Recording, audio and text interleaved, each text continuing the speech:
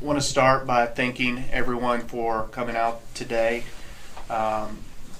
We unfortunately are meeting to talk a little bit about the tragic news we received early this morning that one of our students was the victim of gun violence in our community and tragically lost his life. That student is freshman Robert Durham, or as we knew him, Bobby. Again, we are just absolutely heartbroken over this news. We've been in correspondence with his family to see how the school can provide support. Additionally, we turn our focus to our students and our staff who are struggling with the news this morning, albeit very new news, and trying to support as best we can. Our school has also been subjected to violence ongoing this year in various facets of our community. So we have a lot of students still struggling and grieving with those losses. So we're supporting those students as well. So we appreciate you all coming in today. I've asked Mrs. Bennington, who is a counselor here in our building, to meet as well. She knew Bobby probably better than any other adult in our building, so she can talk and celebrate who Bobby was and what he did during his time at Lafayette High School. So are there questions you all have of us? As a principal, having to deal with, you mentioned that unfortunately you all had to deal with something similar to this this school year. As the principal here, what's that been like? Yeah. Our thoughts and prayers right now are with Bobby's family, and as principal, our role is to support them in any way that we can. And of course, to support our students. One of the most difficult things to do as a classroom teacher is to walk into a classroom where there is one empty seat and to address that class. So my primary responsibility right now is to support them as well. Words are really difficult in those times, so what we've done is worked with our support staffs at both the district and the local level.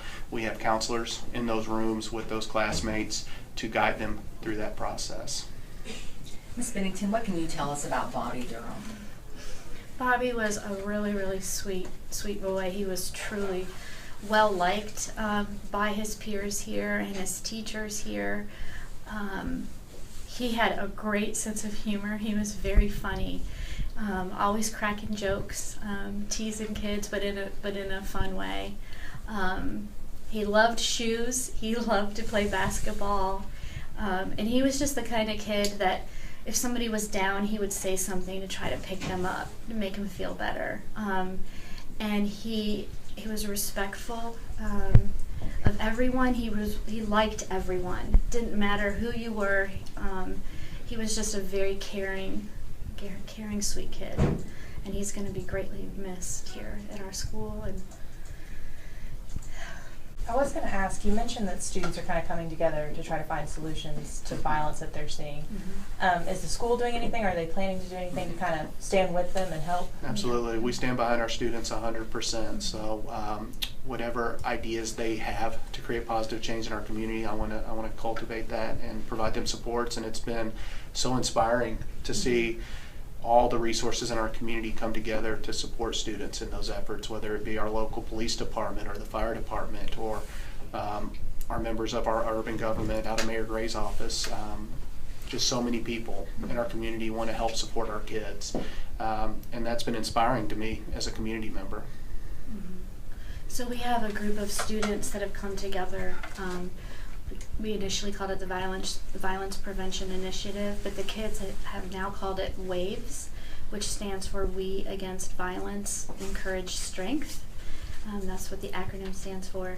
And these group of students want to do something active in our community to educate younger kids about violence prevention, specifically targeting middle schools. So they've been working on a presentation, a 30-minute presentation to start delivering to younger kids in our community.